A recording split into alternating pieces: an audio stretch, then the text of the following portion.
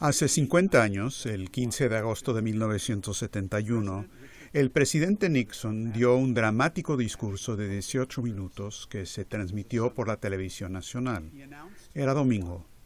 Anunció que, 1, el dólar se desvinculaba del oro. El dólar ya no sería redimible en oro. 2, que un sistema de tipos de cambio flotantes sustituiría al sistema monetario internacional existente de tipos de cambio fijos. 3, que se instituiría una congelación temporal de salarios y de precios en Estados Unidos, que rápidamente se convirtió en las fases 1, 2 y 3 de drásticas medidas de austeridad.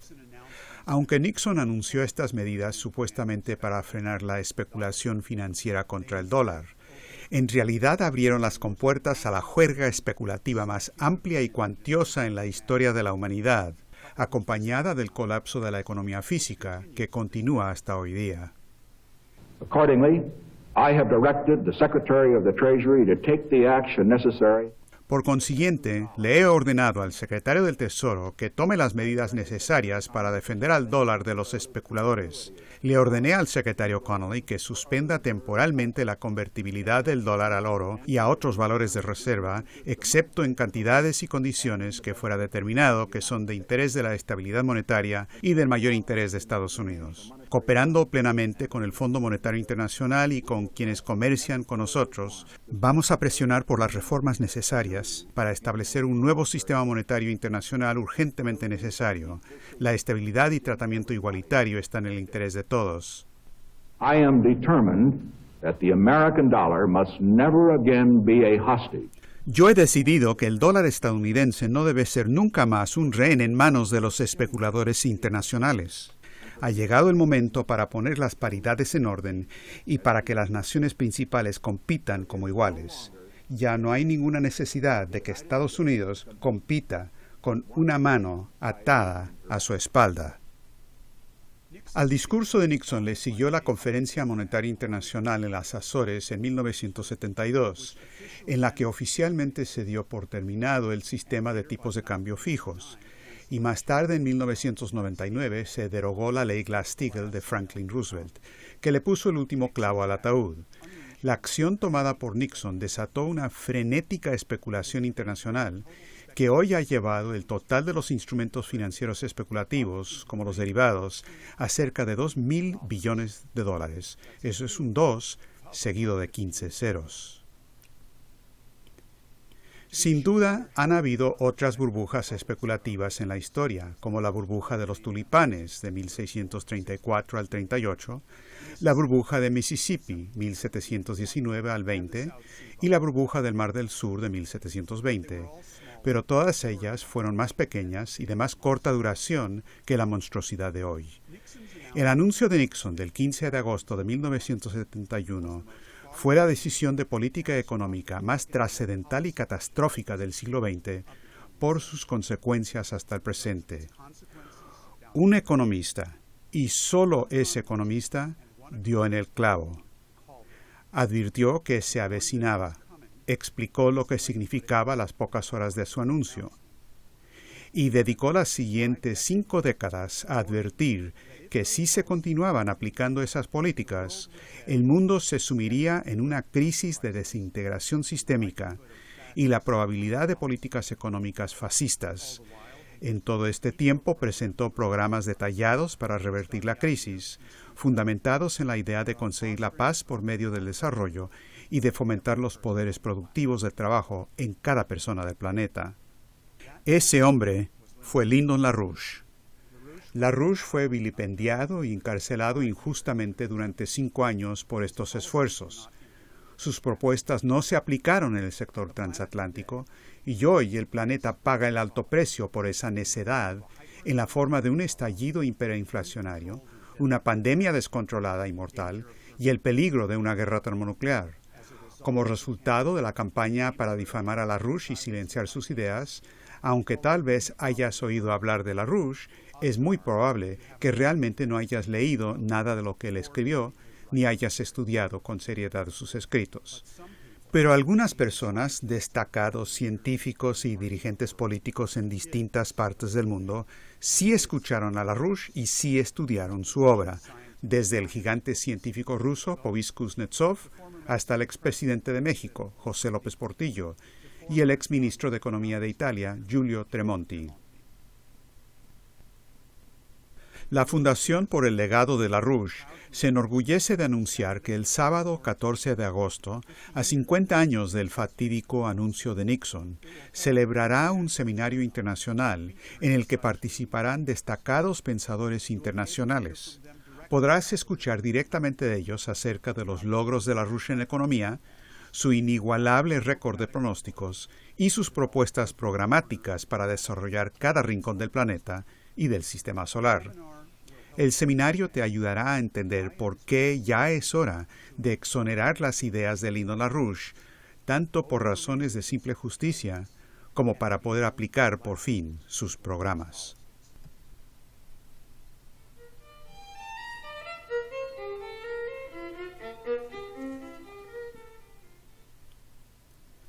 ¿Dónde estabas tú hace 50 años, el 15 de agosto de 1971?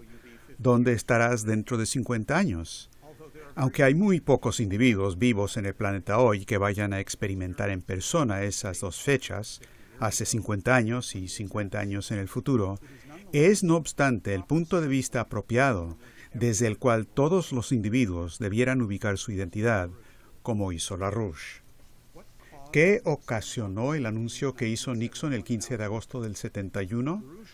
LaRouche había advertido, empezando con su pronóstico de 1959-60, que si las políticas del prominente economista monetarista Arthur Burns siguieran aplicándose durante toda la década de los 1960s, habría que esperar una serie de crisis en el sistema monetario existente para la segunda mitad de esa década.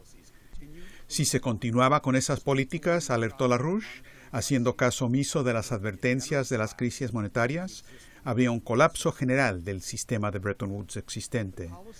Las políticas que se aplicaron, en especial después del asesinato del presidente Kennedy en 1963, alimentaron la burbuja especulativa y el desmontaje de la economía industrial, exactamente como había advertido Lino LaRouche que sucedería.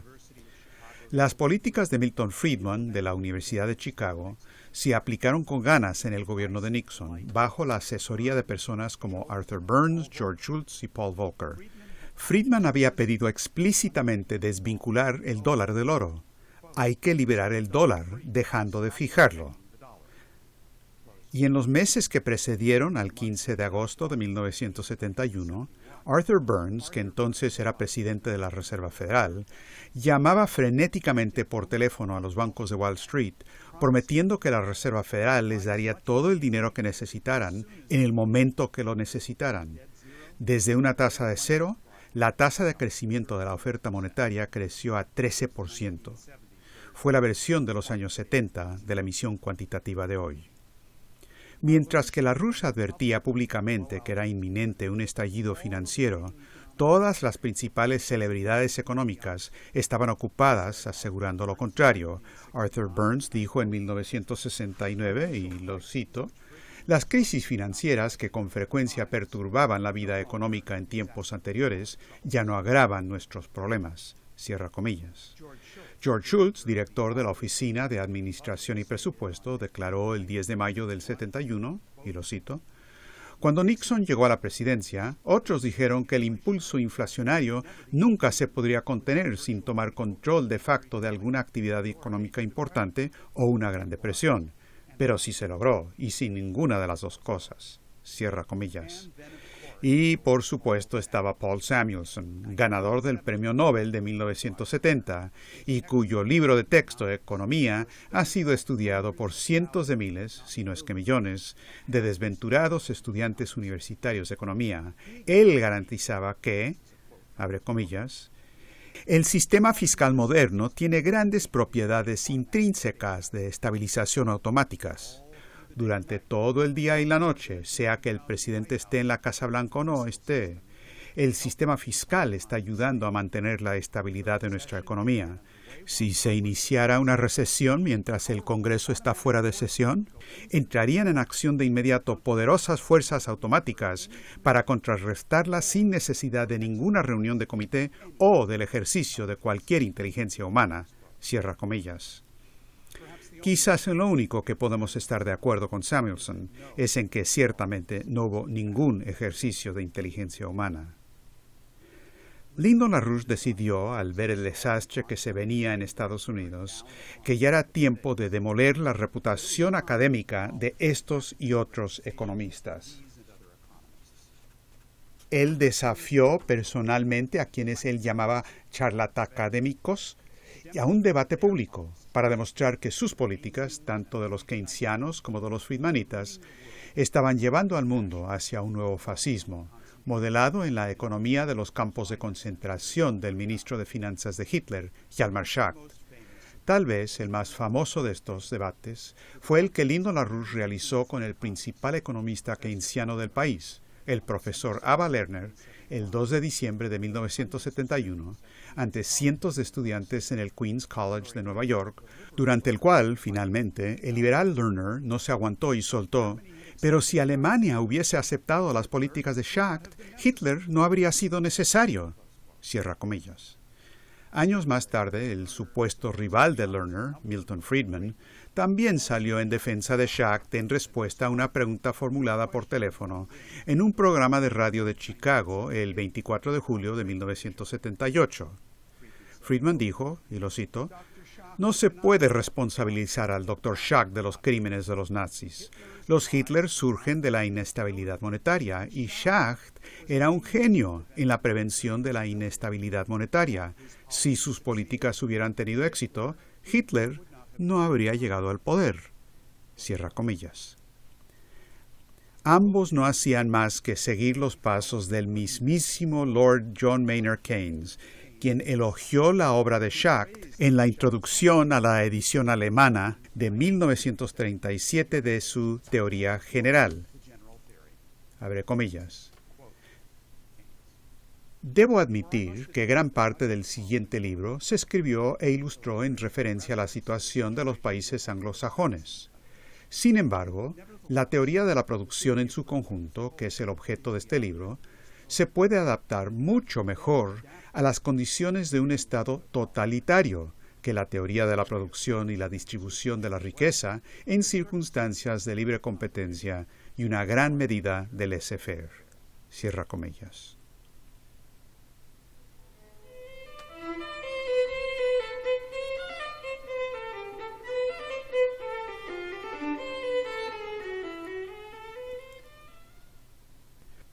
¿Cuál fue el descubrimiento fundamental de Lyndon LaRouche en la economía? Él mismo lo explicó de la siguiente manera en 1993. Abre comillas. La característica central de mi contribución original a la ciencia de la economía física de Leibniz es la aportación de un método para abordar la relación causal entre, por un lado, las contribuciones de los individuos a los avances axiomáticamente revolucionarios en las formas científicas y análogas de conocimiento, y, por otro lado, los aumentos consecuentes en la densidad potencial de población de las sociedades correspondientes. Cierra comillas. LaRouche desarrolló un gráfico pedagógico para orientar a los estudiantes en la dirección correcta. Si las tasas de crecimiento de los agregados monetarios y financieros de una sociedad aumentan de manera hiperbólica, mientras que se derrumba la economía física, ese sistema tarde o temprano va a estallar. Todas las escuelas de economía, con excepción de la Escuela de Economía Física de Leibniz, que se conoce también como el Sistema Americano de Economía, se enfocan exclusivamente en las dos curvas superiores, pensando de forma absurda que los problemas se pueden prever y resolver con meras manipulaciones monetarias. LaRouche utilizó este enfoque científico para realizar 9 pronósticos económicos entre 1956 y 1994, cada uno de los cuales fue singularmente preciso, donde todos los otros economistas vivos en ese momento fallaron miserablemente. Y luego, el 25 de julio del 2007, en la víspera del crack del 2007-2008, que otros dijeron que nunca iba a suceder, LaRouche le dijo a un público estupefacto en una videoconferencia internacional, abre comillas, el sistema monetario y financiero mundial está efectivamente en proceso de desintegración actualmente. No hay nada misterioso en esto. Ya tengo bastante tiempo hablando de ello. Ha estado avanzando y no está amainando. Lo que aparece como valores bursátiles y valores de mercado en los mercados financieros internacionales es basura. Son creencias completamente ficticias. No hay verdad alguna en eso. La farsa es enorme. La posibilidad de que no haya un colapso del sistema financiero actual es nula. Ninguna.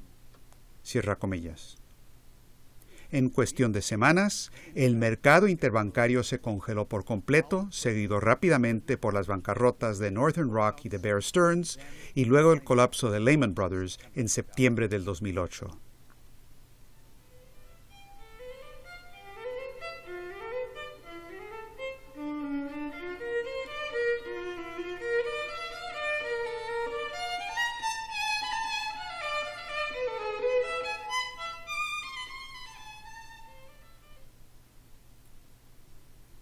Durante toda su vida, LaRouche mostró que el arte de la economía física reside en el fomento de la creatividad única del ser humano para lograr saltos alineales en los poderes productivos del trabajo. Desarrolló como métrica esencial el concepto de la densidad relativa potencial de población, junto con la densidad de flujo energético, como reflejo del poder ampliado del hombre en el universo. En 1998, durante una presentación que hizo con Helga Sepp-LaRouche en la Ciudad de México, el expresidente de México, José López Portillo, aportó el consejo que guía el seminario de la Fundación por el Legado de LaRouche el 14 de agosto de 2021. Y ahora es necesario que el mundo escuche la sabia palabra de Lyndon LaRouche.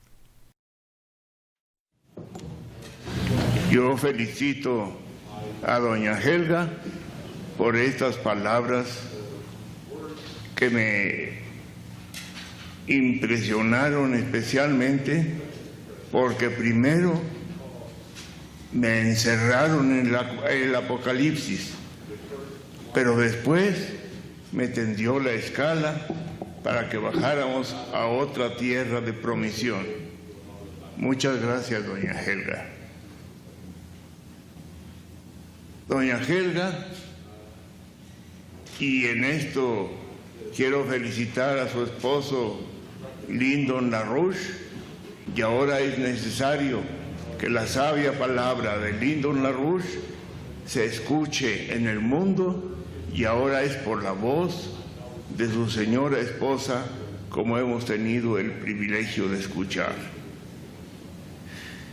Que es importante que nos ilustren respecto de lo que está pasando en el mundo, de lo que va a pasar y de lo que se puede corregir. Qué importante que alguien dedique su tiempo, su generosidad y su entusiasmo a ese propósito. De mi parte, yo cumplí un periodo de responsabilidad y puedo dar cuenta, de alguna manera dramática, de lo que le ocurre a las economías nacionales en un orden financiero internacional como desde Bretton Woods nos rige.